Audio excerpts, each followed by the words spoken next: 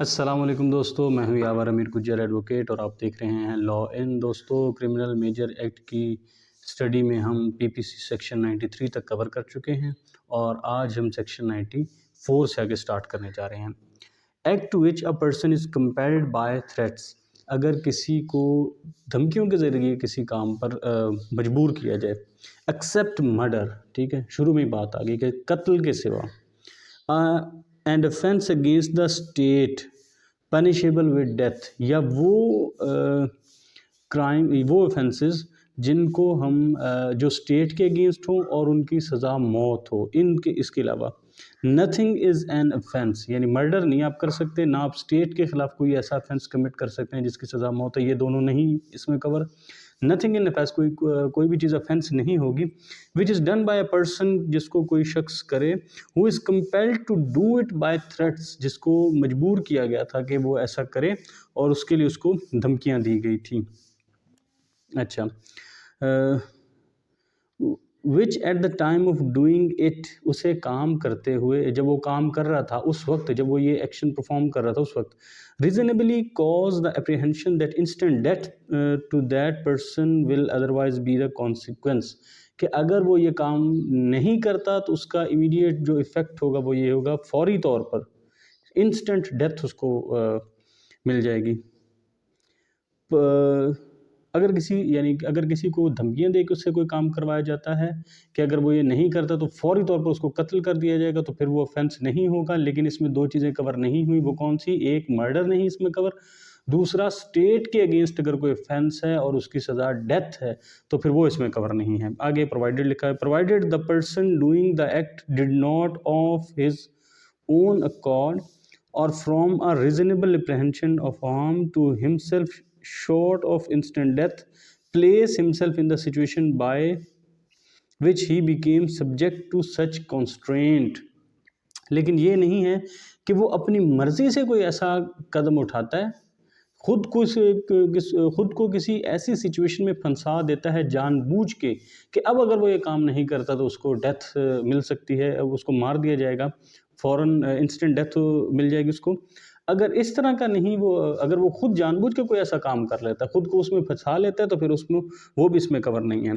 पर doing the act did not of his own accord, उसने जानबूझ कर, और for a reasonable apprehension of harm to himself short of instant death, और उसको ये भी पता था कि मैं, उसको इदराक था कि मैं अपने आप को किसी गलत एक्टिविटी में न फंसा लूँ, मैं आपको मौत के दहाने पे न लें। Place himself in situation by which he became subject to such constraint, अब वो इस चीज़ में फंस गया कि वो इस का सब्जेक्ट हो गया है कि उसको मार दिया जाएगा अगर वो ये काम नहीं करता, तो वो इसमें कवर नहीं है। तीन चीज़ें होंगी, यानी बाकी तो उसमें हर चीज़ कवर है, लेकिन मर्डर इसमें कवर नहीं है, स्टेट के अगेंस्ट पनिशेबल विद डेथ वाला ऑफेंस कवर नहीं है, और एक और चीज़ कि अगर उसने जानबूझ के खुद अपने आप को इसमें फंसाया है। आगे एक्सप्लेनेशन है। 1, a person who of his own accord or by reason of a threat of being beaten joins a gang of dacoits, कि एक ठीक है,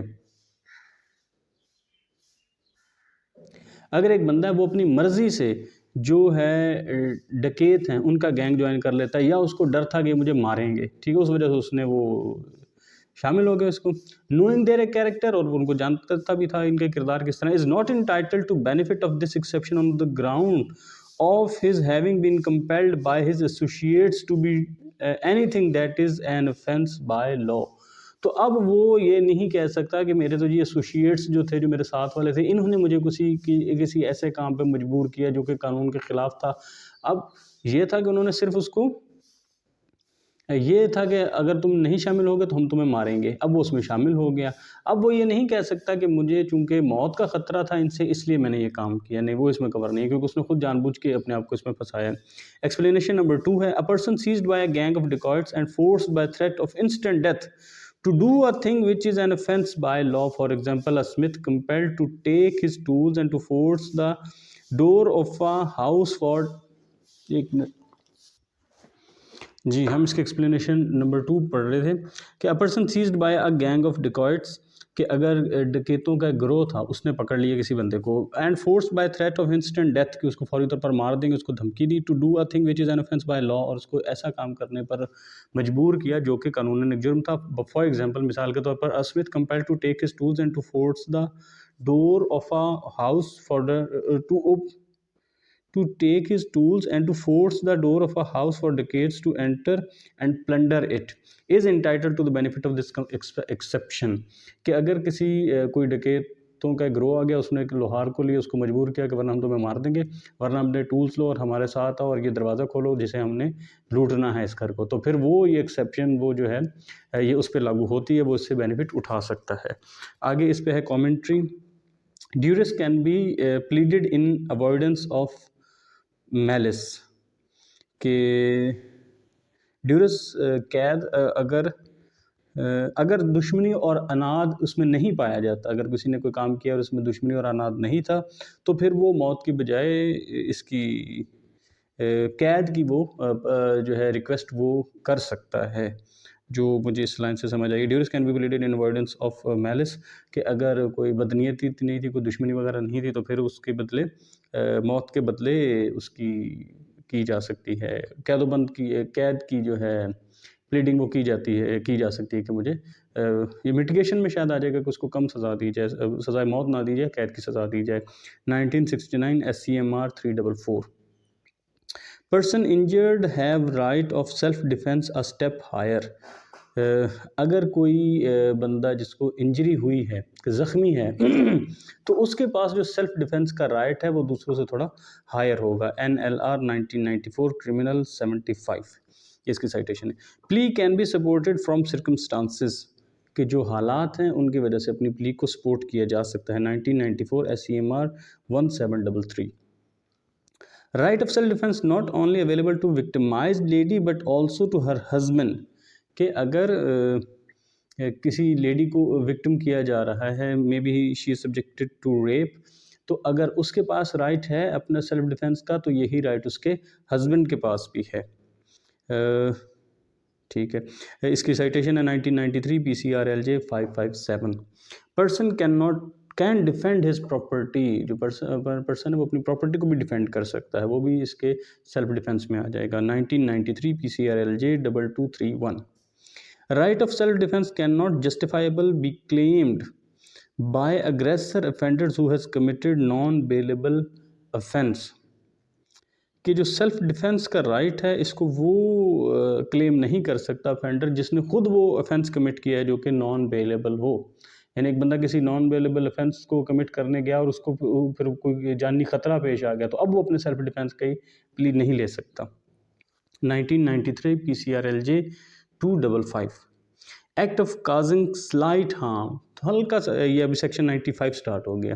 पहले ये कमेंट्री चल रही थी, यहाँ ड्यूरेस कैन बी प्लीडेड, वहाँ से आगे कमेंट्री थी, और सेक्शन यहाँ से आगे सेक्शन 95 स्टार्ट हो गया PPC 1860 का। Act causing slight harm, nothing is an offence by reason that it causes or that it is intended to cause or that it is known to be likely to cause any harm. ये सारी वजूहत कि अगर वो कोई नुकसान पहुंचाता है, इफ़ दैट हार्म, कि कोई भी चीज़ ऑफेंस नहीं होगी इस वजह से कि वो कोई नुकसान पहुंचाता है, या उससे कोई मंशा थी नुकसान पहुंचाना, या ऐसा इट वाज लाइकली, ये मुमकिन था कि उससे कोई नुकसान पहुंच सकता।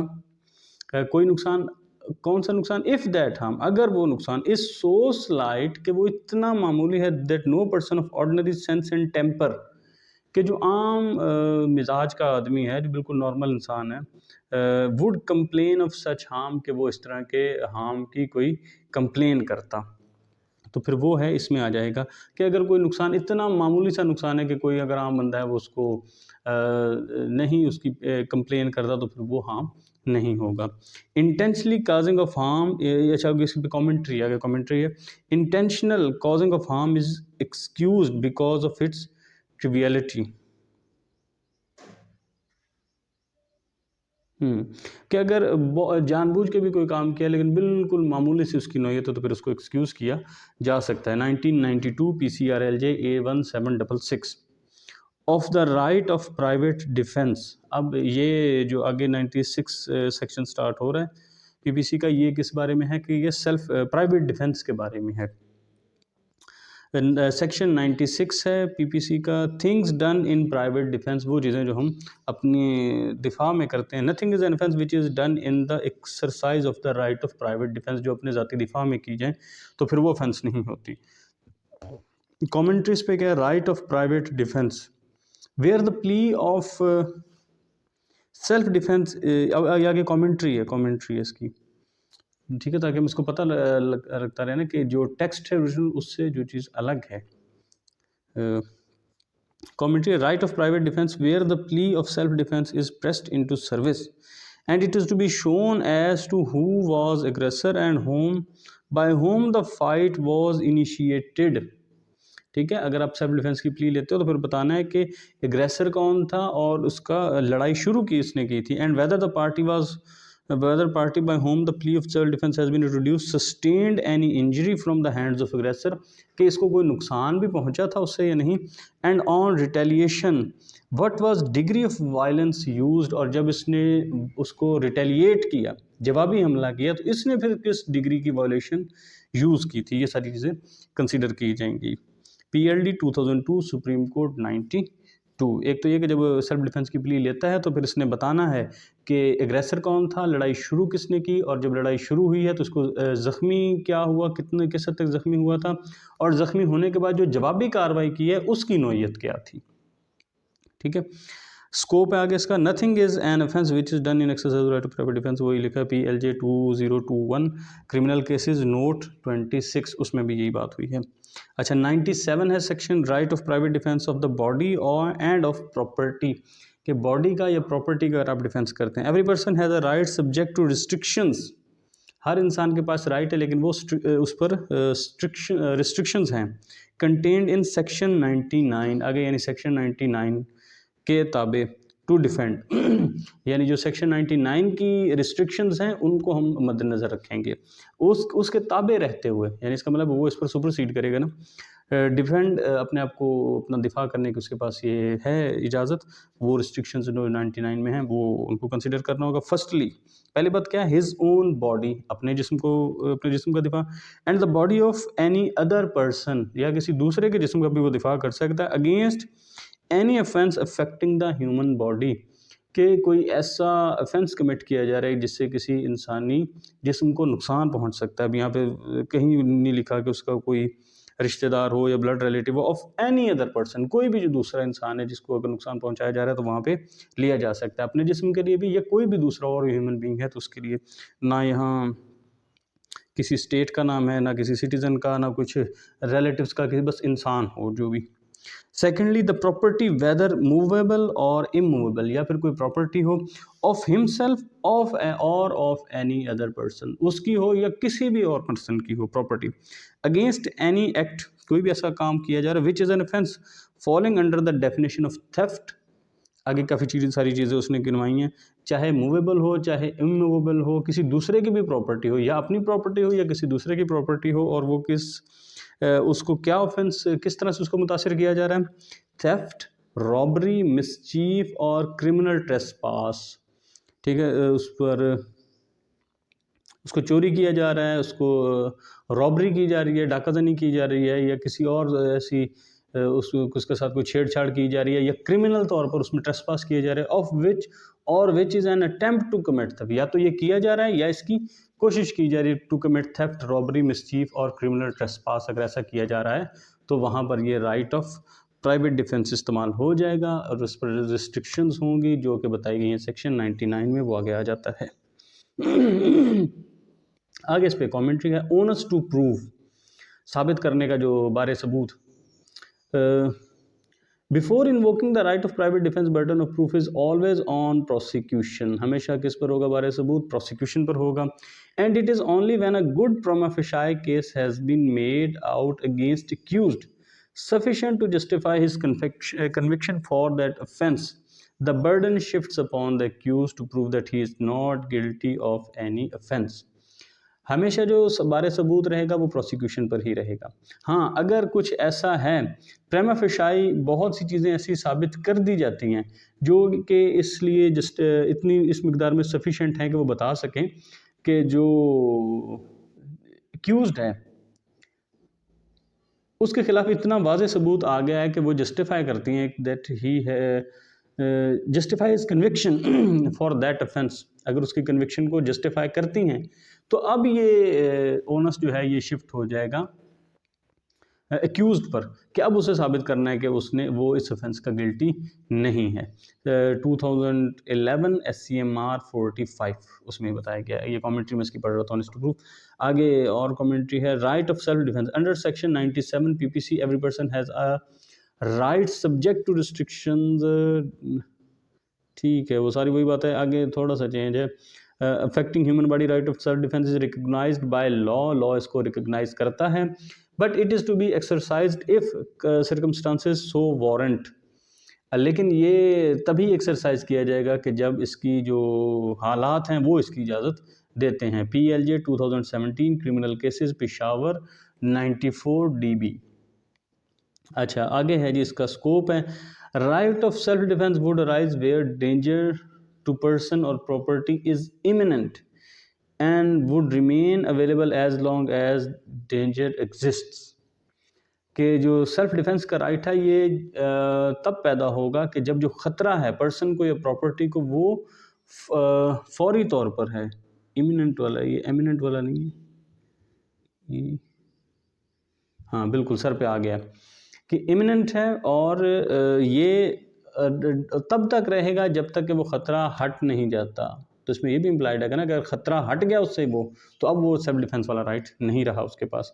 2001 PCRLJ 827 right of self defence can be used as a shield to ward off any unwarranted attack to person or property, but it can not be used as a vehicle. अच्छा, राइट ऑफ, पहले line cover कर लेते हैं ना। Right of self defence can be used as a shield to ward off an unwarranted attack of a person, attack to person or property. कि अगर कोई हमला हो रहा है अनचाहा प्रॉपर्टी पर या हमले पर तो उसको रोकने के लिए सेल्फ डिफेंस आप ले सकते हैं, but it can not be used as a vehicle to vehicle for providing the attack. लेकिन इसको आप कोई इस तरह नहीं इस्तेमाल कर सकते कि आपके पास कोई हमला करने का जवाज़ पैदा हो जाए कि आप इसको इस तरह से मिसयूज़ यानी एक तरह से करने लग जाओ कि किसी पर हमला करने के लिए आप इसको मिसयूज़ बतौर एक टूल इस्तेमाल करने लग जाओ।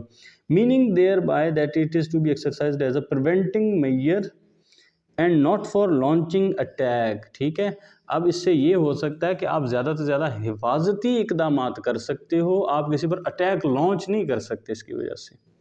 ठीक हो गया। 2004 PCRLJ 821 right of self defence was exceeded by appellants when they fired thrice upon deceased to cause his death.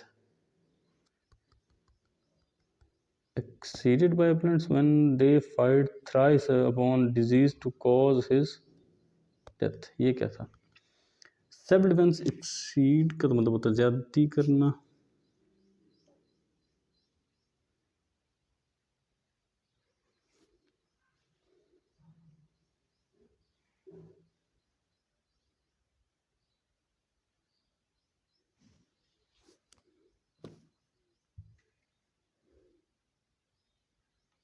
उससे तजावुज़ कर जाना। ठीक है, right of self-defense was exceeded by appellants when they fired thrice upon deceased to cause his death. अब यहाँ से समझ नहीं आ रही कि ये तो क्या उन्होंने उससे तजावुज़ किया है कि उन्होंने 3 दफ़ा उस पर गोली चलाई है एपेलेंट्स ने, क्योंकि उन्होंने मरने वाले पर 3 दफ़ा उन्होंने फायर किया है उससे बचने के लिए। तो अब उन्होंने उससे तजावुज़ किया है या उन तक ये go beyond surpass outdo, यानी इसका मतलब है कि अगर उन्होंने 3 दफ़ा उस पर गोली चलाई है तो फिर अब उनके पास ये राइट नहीं रहा है। दूसरी सूरत में ये ऐसे हो सकता है कि उन्होंने अगर इस तरह का प्रिवेंटिव मेजर लिया है कि उसको नहीं, वैसे अगर उस पर एक पहली गोली उसकी टांग में मार दी है तो फिर तो वो उसको रुक जाना चाहिए था। अब तो वो उस डेंजर से बाहर आ चुके थे, अब तो उन पर वो प्ली लागू नहीं होती। तो फिर इसका मेरे ख्याल में यही है कि अगर उन्होंने 3 दफ़ा उस पर फायर किया है तो फिर अब वो जो है उससे वो आगे निकल गए हैं, अब उन पर वो apply go beyond surpass to be longer than अच्छा आउट बैलेंस आउट वेट, ठीक हो गया। टू फेल भी इसमें आ रहा है, ठीक है, कि अगर उन्होंने 3 गोलियां चलाई थी उसके ऊपर तो फिर अब वो इसमें कवर नहीं हो रहा सेल्फ डिफेंस में। PLJ 2001 criminal cases Lahore 379। आगे जी सेक्शन आ गया है 98, right of private defence against the act of a person of unsound mind, कि अगर कोई पागल बंदा है वो कोई एक्टिविटी ऐसी करता है तो उससे बचने के लिए अगर आपको डिफेंस लेते हो। When an act which would otherwise be a certain offense is not that offense, कोई भी ऐसा काम जो वैसे तो ऑफेंस है लेकिन इस सूरत हाल में ऑफेंस नहीं होगा, by reason of the youth, अच्छा ओके, वो उसकी उम्र छोटी है, and want of maturity of understanding against the act of a person, ठीक है, या फिर उसकी अभी तक अंडरस्टैंडिंग इतनी मेच्योर नहीं हुई, द अनसाउंडनेस ऑफ माइंड और the intoxication of person doing that act, या फिर वो इंटॉक्सिकेट है और वो कोई एक्ट कर रहा है, और by reason of any misconception on the part of that person, या फिर कोई मिसकंसेप्शन हुई है उस बंदे के पार्ट पर।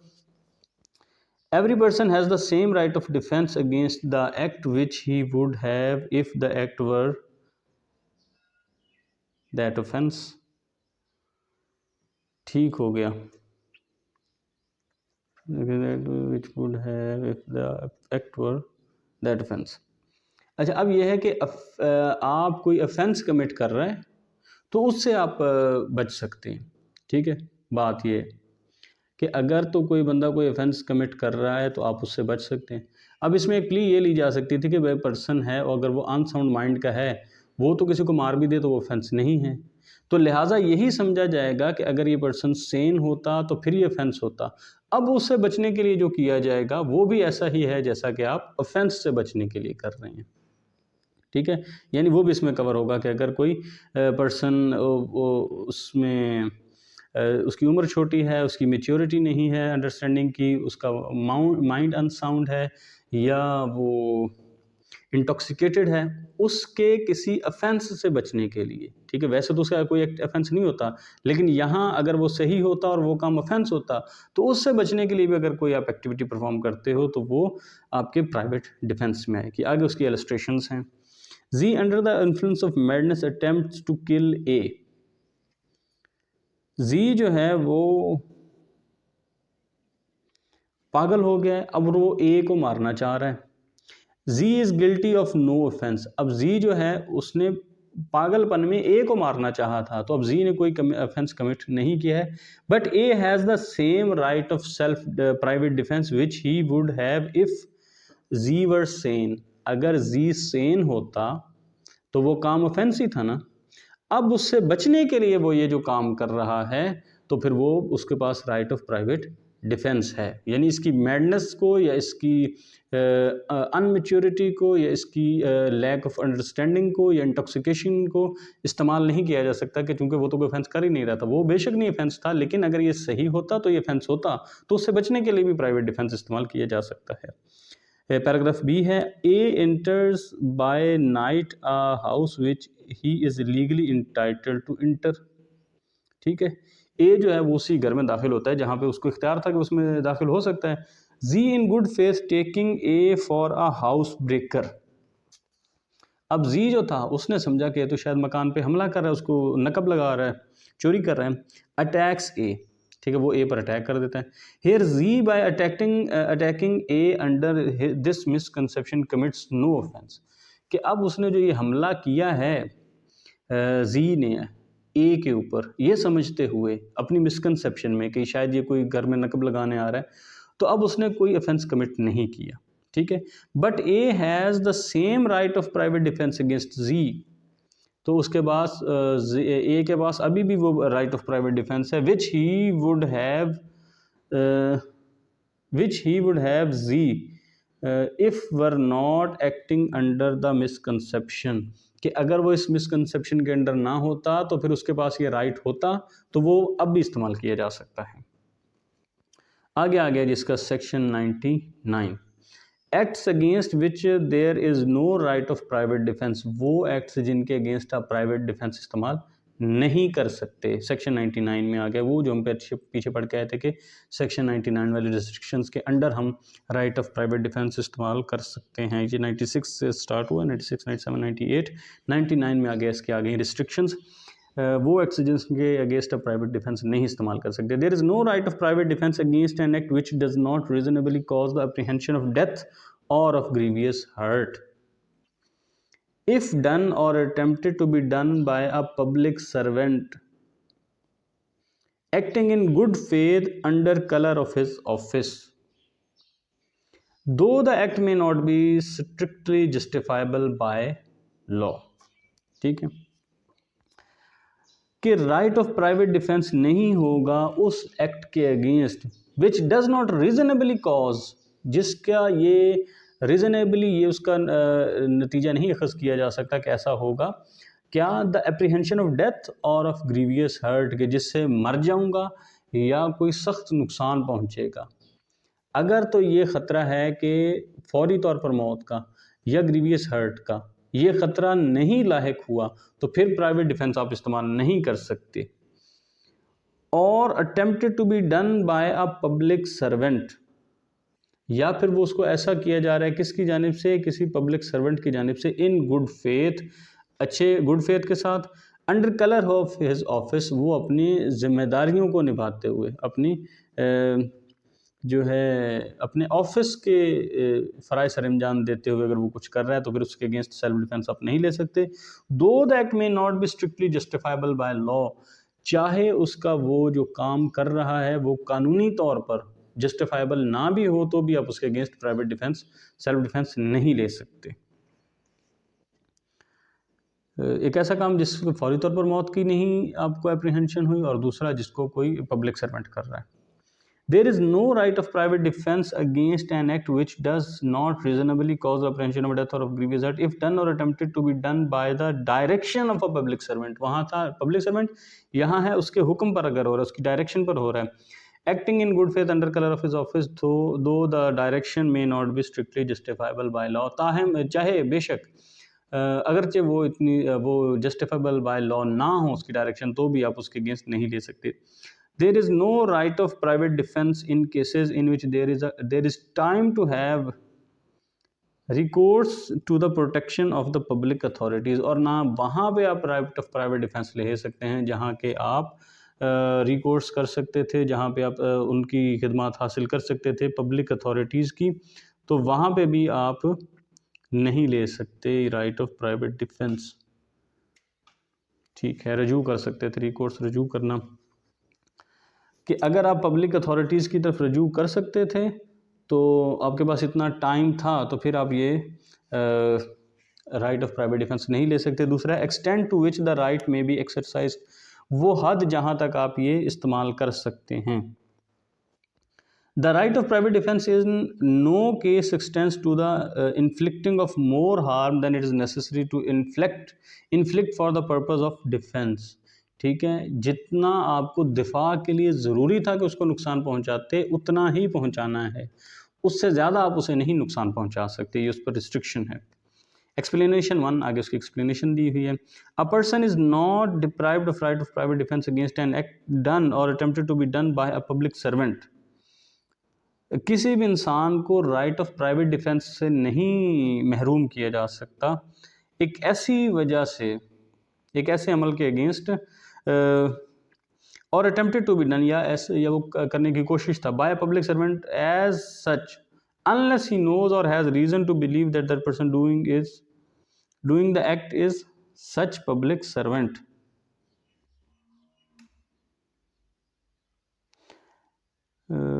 किसी भी इंसान को प्राइवेट डिफेंस के राइट से डिप्राइव नहीं किया जा सकता against an act done by, बीच में से छोड़ रहे हैं ना, done by public servant as such unless is know that the person doing the act is such public servant. वक्त तक उसको ये पता ना हो, ठीक है, अगले बंदे को ये पता होना चाहिए कि ये जो बंदा काम कर रहा है ये पब्लिक सर्वेंट है, ठीक है, उसके अगेंस्ट नहीं ली जा सकती। अगर उसको पता नहीं है तो फिर उसको सेल्फ डिफेंस के राइट से महरूम नहीं किया जा सकता। आगे एक्सप्लेनेशन नंबर 2 है इसकी। A person is not deprived of the right of private defense against an act done by the direction of, ठीक है वो सारा हो जाएगा लेकिन वो डायरेक्शन होगा।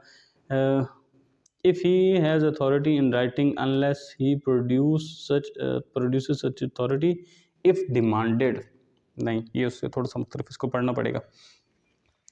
A person is not deprived of right of private defense against an act, उसको ये महरूम नहीं किया गया प्राइवेट डिफेंस के और अटेम्प्टेड टू बी, उस एक्ट से जो कोई बंदा करे या जर्नी करने की कोशिश करे, कैसे, by the direction of a public servant, public जो सर्वेंट है उसकी डायरेक्शन पर, अनलेस ही नोज और हैज़ रीज़न टू बिलीव, या उसके पास ये रीज़न है बिलीव करने की कि जो ये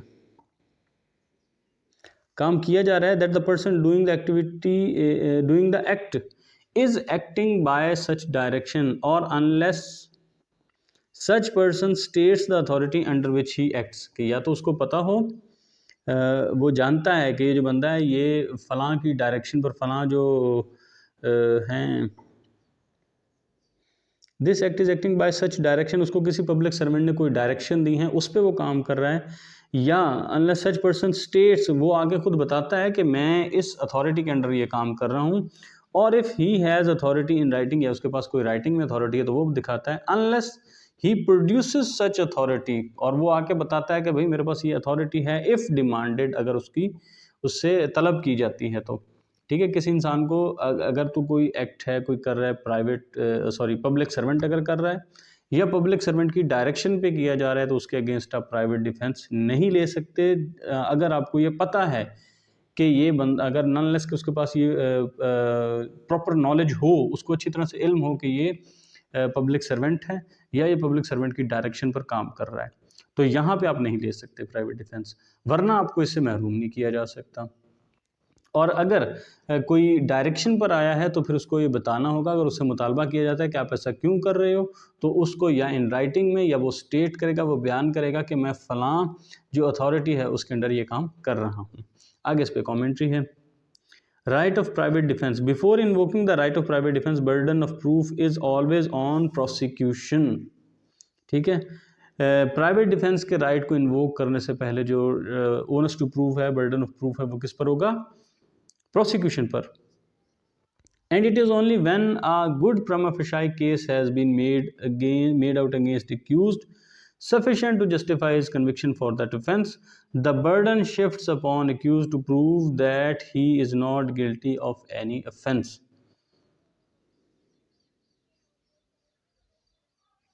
वो प्रोसिक्यूशन पर होता है। हाँ, जब वो अच्छा खासा अपना केस बिल्डअप कर लें, केस साबित कर लें जो इस लिहाज से सफिशेंट हो कि वो ऑफेंस की कन्विक्शन उस पर आती हो, उसको जस्टिफाई करता हूँ, अब जो प्रूव है, बर्डन ऑफ प्रूफ है, वो शिफ्ट हो जाएगा एक्यूज्ड पर, उसको साबित करना है कि मैं इस ऑफेंस का गिल्टी नहीं हूँ।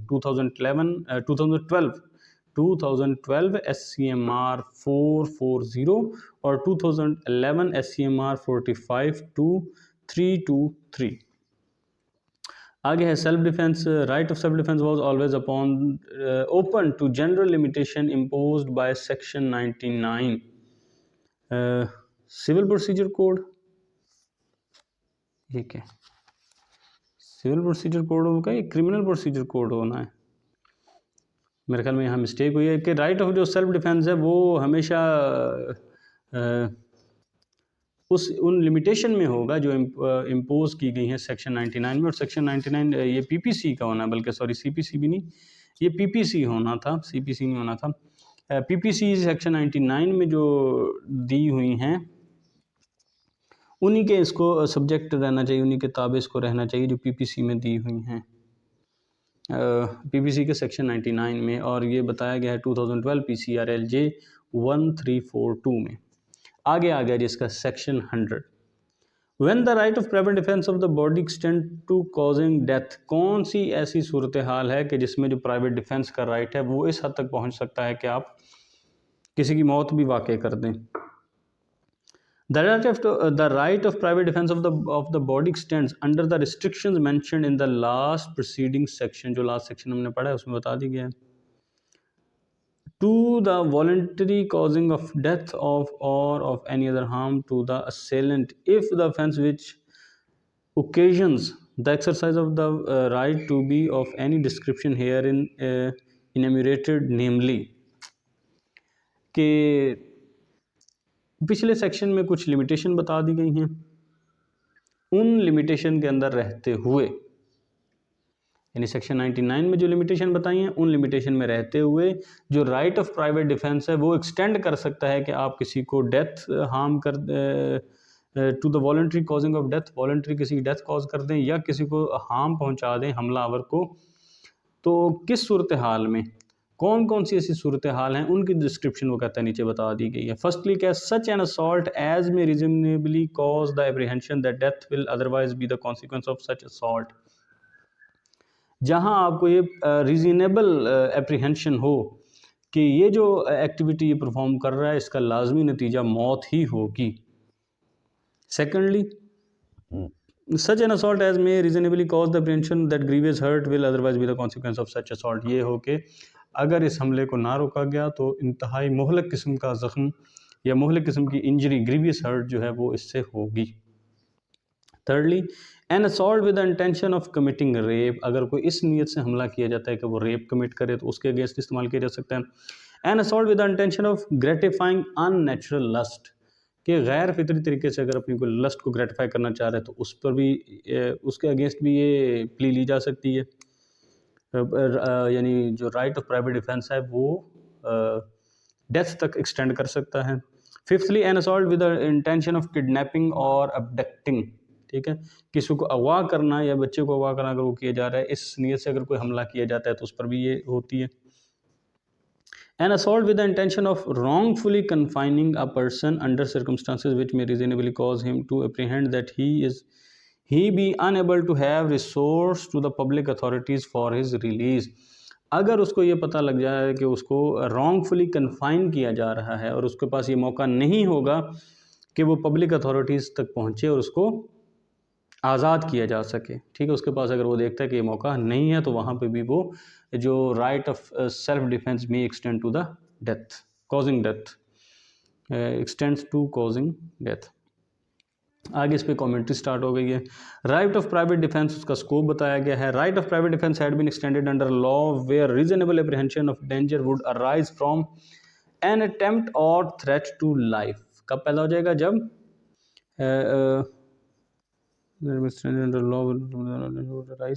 वो पैदा हो जाएगा जब आपको ख़तरा है मौत का, अटेम्प्ट और threat of life from an attempt, जब कोई ऐसी कोशिश की जाती है कि आपकी जान को ख़तरा हो या जान की कोई वाकई ख़तरा लायक हो जाता है, दोनों सूरत हाल में. Such right was a right of protection and not of aggression, ठीक है, ये आपका प्रोटेक्शन के लिए होगा, आपकी अग्रेशन के लिए नहीं है. आप अपनी हिफाजत के लिए इसको इस्तेमाल कर सकते हैं, आप इसको अग्रेशन के लिए इस्तेमाल नहीं कर सकते. Law did not provide the inflicting of more harm than was necessary to and did not confer the leniency of crossing the limit of inflicting more harms than was necessary. कि ऐसा नहीं कोई प्ली दी जा सकती कि अब वो उससे ज़्यादा नुकसान पहुंचाए, बल्कि वही उसी लिमिट तक रहना है कि जितना नुकसान पहुंचाना ज़रूरी था. Otherwise it would amount to becoming an offence, वरना ये फिर अपने आप में ये भी ऑफेंस बन जाएगा. 2011 PCRLJ 213, यानी सेल्फ डिफेंस में आपने उतना ही ये राइट एक्सरसाइज करना है जितना कि ज़रूरी था. अब अगर आप उस जो एम्बिट है उससे निकल आए हैं कि अब आपको मज़ीद नुकसान वो नहीं पहुंचा सकता था, आपने उसको इतना इंजर कर दिया तो आप उससे आगे आप नहीं बढ़ सकते, आपको अपनी लिमिट में रहना है. ये जितना नुकसान की नौयत थी उसी लिहाज से आपने रिजेक्ट करना था. Where assault could either reasonably cause apprehension of death, grievous hurt, rape, gratification of unnatural arrest, kidnapping or abduction or wrongful confinement, conduct of accused during whole transaction of and his presence at spot would be bona fide, faultless and devoid of elements of mens rea or actus rea.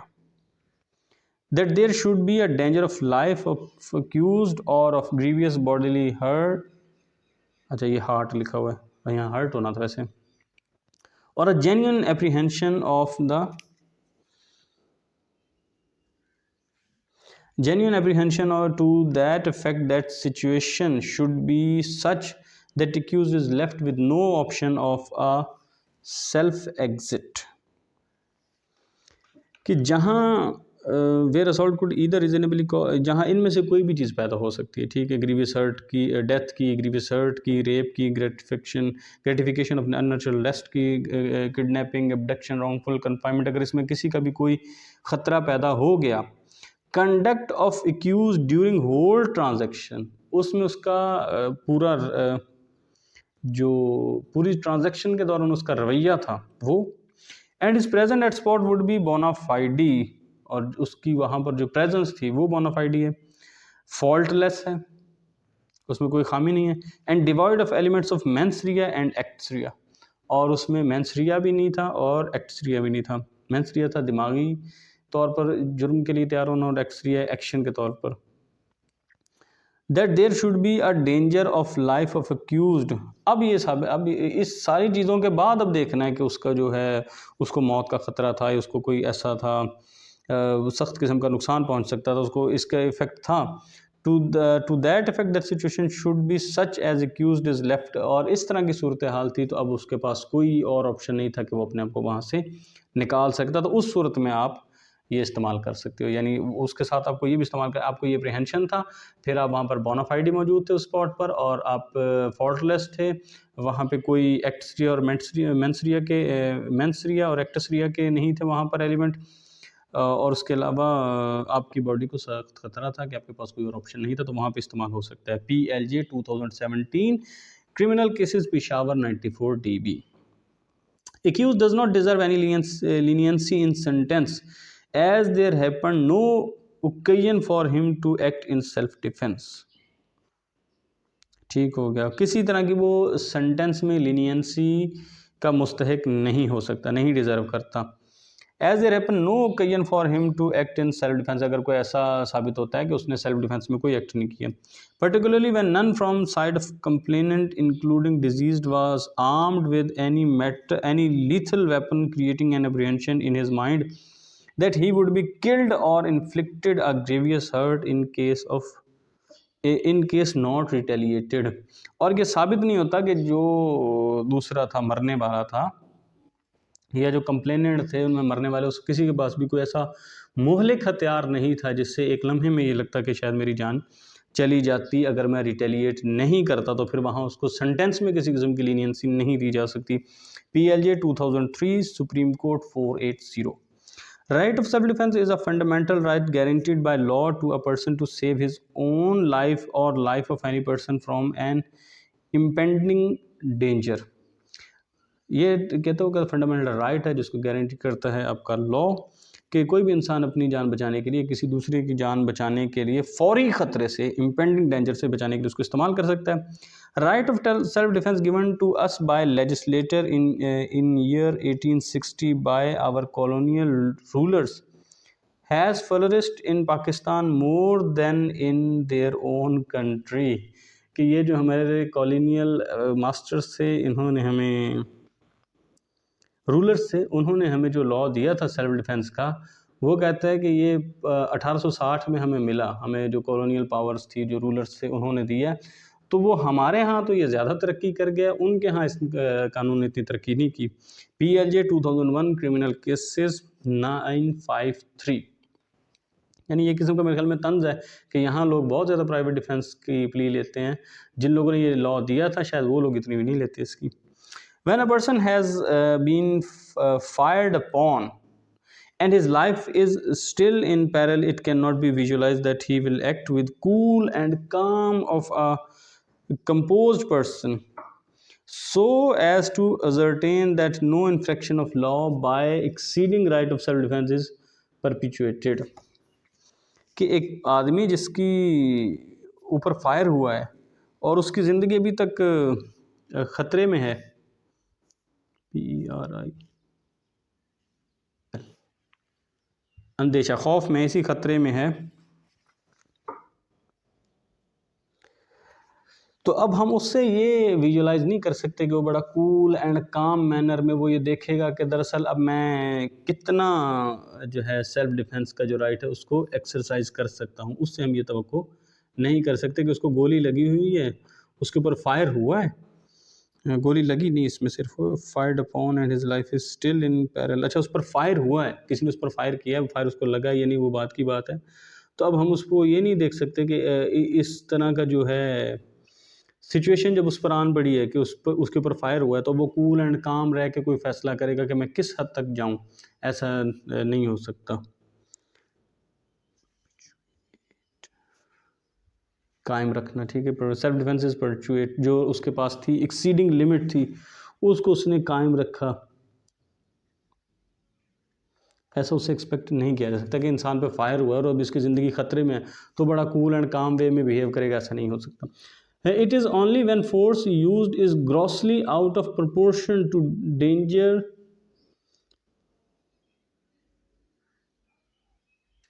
precipitated by a silent or force used and after danger comes to an end.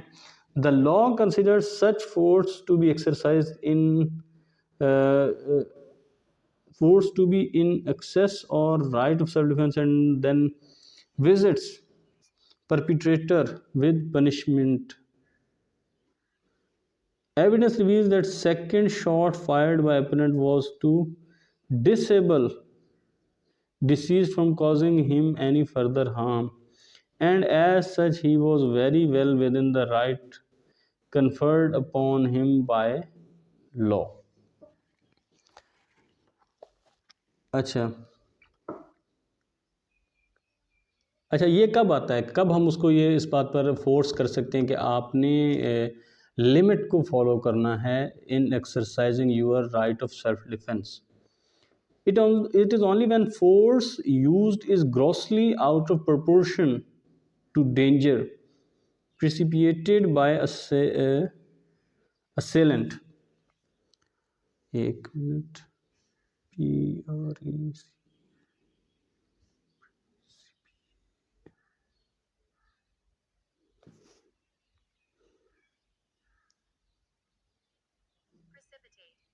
PREC precipitate ये क्या है? Sir निगो होना, sir के बल गिरना या कम हो जाना।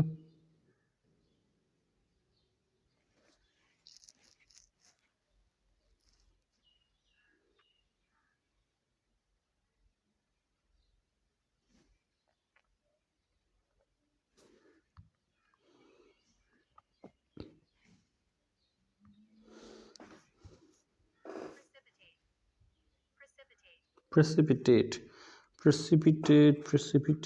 ये है जी उजलत में डालना, ठीक है, किस तौर को हरेड HURRIED, किसी को कोई काम ऐसा हो कि वो जल्दी से उसको करने पर किया जाए, वहाँ पे है। और force used after danger comes to an end, ये जो हमने कहा है ना कि आपने एक लिमिट में इस्तेमाल करना है राइट को, ये उस सूरत हाल में है कि हम उससे जितना ख़तरा उसने लाहक किया था उतना ही रिटेलिएट करते, ऐसा ना कि उससे ज़्यादा कर देते। मसलन ख़तरा सिर्फ ये था कि चोट पहुंचती तो हम अब जान की हद तक नहीं जा सकते, ये उस सूरत हाल में इस्तेमाल करना था। यहाँ कहाँ पे इस्तेमाल करना था, बात किसकी हो रही है, क्योंकि एक लिमिट लगाई गई नहीं कि आप इस लिमिट में रह के इस्तेमाल करें। अब एक फ़ायर हुआ है इंसान के ऊपर, अब फायर उसको लगा बेशक नहीं है, लेकिन अब उसको ये ख़तरा तो हो गया ना कि मेरी जान जा रही है, ठीक है। अब यहाँ पे हम उसको ये नहीं उससे एक्सपेक्ट करेंगे कि वो बड़ा कूल एंड काम वे में बिहेव करेगा। तो वहाँ पे वो बताया जा रहा है कि ये जो हमने रिस्ट्रिक्शन लगाई थी कि आपने कूल एंड काम वे में अपने लिमिट को फॉलो करना है, ये उस सूरत हाल में थी कि जब आप जितना ख़तरे में आपको डाला गया था उससे आप ज़्यादा उसकी रिटेलिएशन शो करते। दूसरा क्या था कि आप तब फोर्स को यूज़ करते और force used after danger comes to an end, के अब एक ख़तरा जो था वो टल गया, ठीक है, वो जो ख़तरा था वो ख़त्म हो गया और फिर आप फोर्स इस्तेमाल करना शुरू कर दें। मसलन बंदा आया गोली चलाने के लिए, उसने गोली चलाई, लेकिन वहाँ से फिर वो चला जाता है कि यार वो तो यहाँ है ही नहीं। अब ये पीछे से जाके उसको नहीं मार सकता क्योंकि वो जो ख़तरा था इमीडिएट वो तो टल गया। That law consider such force to be in excess और राइट ऑफ, अब वहाँ पे था कि लॉ ये समझता था कि वो उसने जो है फोर्स उसको ज़्यादा इस्तेमाल किया है अपने सेल्फ डिफेंस पे and then visits perpetrator with punishment, और फिर वो उसको जो था परपिट्रेटर उसको पनिशमेंट देता था,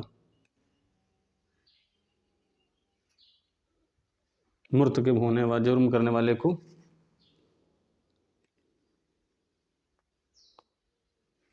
फिर वो पनिशमेंट देता था। अब एविडेंस ये शो कर रहे हैं कि जो दूसरा फायर उसने किया था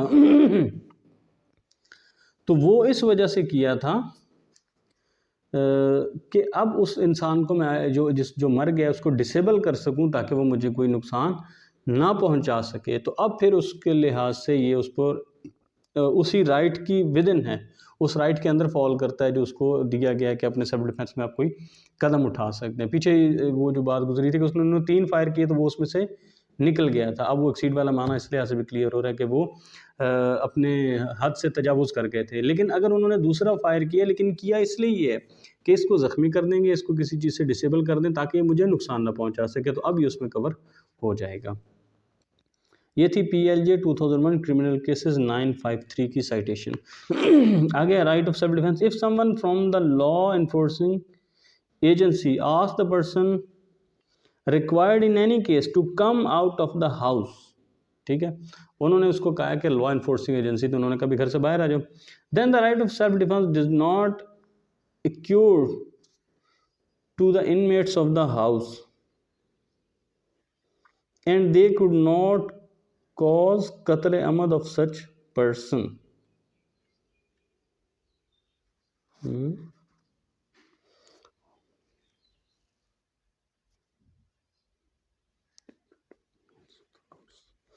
अगर कोई जो है कोई आ जाता है लॉ इन्फोर्सिंग एजेंसी में से और वो करता है कि वो कहता है कि the person required in any case to come out, कि वो जो भी इंसान उनको मतलूब है किसी केस में वो घर से बाहर आ जाए, then the right of self defence, जो सेल्फ राइट का जो सेल्फ डिफेंस का जो राइट है वो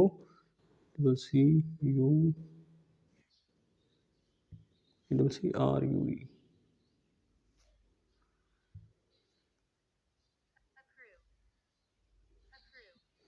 accrue to the inmates of the house। हाँ, अब वो घर के वालों तक नहीं पहुंच सकता, and they could not cause कत्ल अमद ऑफ सच पर्सन। ठीक हो गया। वरना पहले हम पढ़ के आए थे ना कि अगर किसी पर कोई यानी किसी लेडी पर अगर वो विक्टिम होती है रेप की, तो अब अगर उसके पास सेल्फ डिफेंस का राइट था तो वो उसके जो हस्बैंड था उसके पास भी था। लेकिन यहाँ पर उन्होंने बता दिया कि अगर किसी को लॉ इन्फोर्सिंग एजेंसी ने आके कहा कि बाहर आओ, आप किसी केस में मतलूब हो, तो अब जो सेल्फ डिफेंस का राइट है ये उन तक नहीं जाएगा जो उसके एक्यू बढ़ना, इजाफा होना। तो ये जो उस घर के दूसरे बाशिंदे थे वो इस राइट में कवर नहीं होते, उन पर ये नहीं होता कि वो किसी पर कत्ले अमद कॉज कर दें। 2012 PCRLJ 1238 ये citation. Self defence, accused had shot the deceased 3 times. Accused जो था उसने मरने वाले को 3 फायर मारे थे, and he was not successful in making the case of self defence. ठीक है, ये वो बात हो गई, शायद ये वही है कि ये और लॉ है, सॉरी ये और कोई है साइटेशन है, वो वाली नहीं है, ये साइटेशन और है। कहाँ था?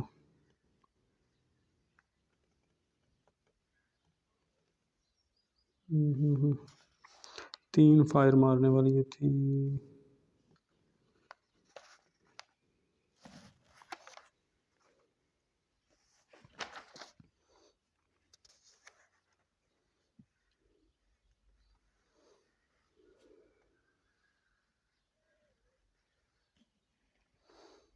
अच्छा चलें देख लेते हैं इसमें क्या है कि accused had shot the deceased 3 times and he was not successful in making the case of self defense। उसने 3 फायर मारे थे तो वो जो सेल्फ डिफेंस का वो केस था उसको साबित करने में कामयाब नहीं हुआ था, तो फिर उसको कन्विक्ट किया गया था। 2020 PCRLJ 170 ये इसकी साइटेशन है। The accused did not specifically taken the plea of self defense but the circumstances of the case and prosecution evidence suggested the accused had acted in self defence its benefit could be extended to him. ठीक है, उसने specifically ये plea नहीं ली थी कि मैंने अपने self defence में ये किया है, लेकिन जब केस को आगे चलाया गया, हालात ने और प्रोसिक्यूशन ने जो एविडेंस पेश किए वो यही साबित कर रहे थे कि ये जो है ये, and prosecution evidence suggested that accused had acted in self defence, कि उन्होंने ये जो काम किया है वो सेल्फ डिफेंस में किया, तो फिर उसके बेनिफिट्स उसको मिलेंगे। 2018 PCRLJ 1563 के अगर उसने नहीं ली थी प्ली कोई बात नहीं, लेकिन अगर उसकी वो जो एविडेंस थे प्रोसिक्यूशन के वो और जो सर्कमस्टांसेस थे वो सब यही सजेस्ट कर रही हैं कि उसने सेल्फ डिफेंस में किया, तो उसको ये प्ली हासिल होगी। 2000 उस पर ये उसको ये बेनिफिट्स मिल सकते हैं। 2018 PCRLJ 1563 court take into the account of plea of private defense even if the accused has not taken it, provided surrounding circumstances of the case to establish that such plea was available to him। कि court जो है वो इस plea को जो है self defence की plea को उसको ले सकती है अगर उसको ये कन्विंस हो जाती है इस बात पर कि ऐसे सर्कमस्टांसेस थे कि ये केस इस्टेब्लिश होता है, तो that plea was available to, कि उसके पास ये प्ली अवेलेबल थी, वो चाहता तो उसको ले सकता है, लेकिन उसने नहीं ली। लेकिन हालात ये साबित कर रहे हैं कैसे हालात थे कि वो ये प्ली ले सकता था, तो फिर उसको ये मिलनी चाहिए। कोर्ट इसको the court can take into account of the plea of private defence. ये थी 2018 YLR 1900 की साइटेशन। तो यहाँ हमने एक्ट जो है सेक्शन 100 वहाँ तक हमने कवर कर लिया है। इंशाल्लाह नेक्स्ट वीडियो में हम सेक्शन 101 से स्टार्ट करेंगे।